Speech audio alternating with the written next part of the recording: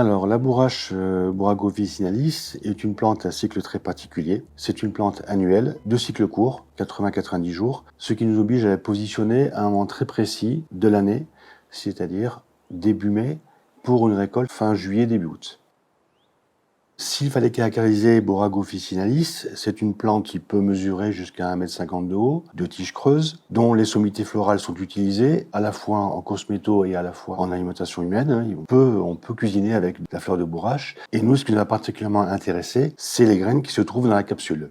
La qualité de cette huile dépend du niveau de remplissage de l'amande qui se trouve dans la graine. Et plus cette amande est à maturité, plus la concentration en huile est importante, ce qui nous oblige parfois à avoir un tri très sévère sur la qualité de la graine, de telle sorte à amener en pressage que des graines contenant suffisamment d'huile. La particularité physiologique de cette plante, c'est que c'est une plante à cycle ininterrompu, c'est-à-dire que la plante se développe en permanence et contrairement à certaines autres espèces, il n'y a pas un cycle avec une germination et une sénescence programmée.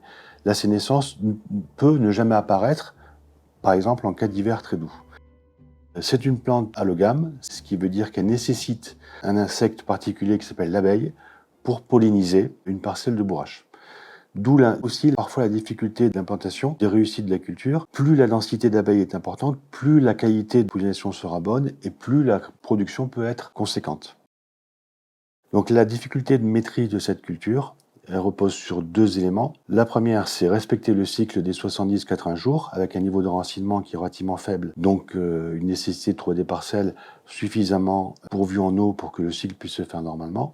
Et d'autre part, pouvoir faucher à un moment donné où il y a encore suffisamment d'ensoleillement pour assurer la dessiccation de la plante avant la moisson. C'est une plante qui a été très peu cultivée en France. C'est une plante de type méditerranéenne qui n'est pas limitée à la nature de sol, par contre qui nécessite de la chaleur et de l'humidité et qui est, comme je l'ai expliqué auparavant, très complexe en termes de maîtrise technique.